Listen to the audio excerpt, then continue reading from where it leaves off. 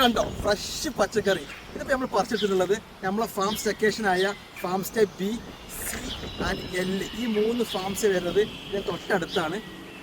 നല്ല തണുത്ത കാറ്റ്, എന്താ അടിപൊളി വൈബാണ്.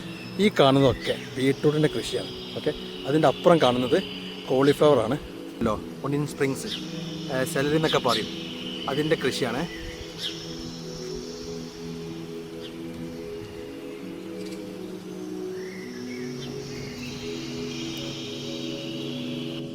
അങ്ങനെ ഞങ്ങളും പച്ചക്കറി വിളവെടുപ്പിലാണ്.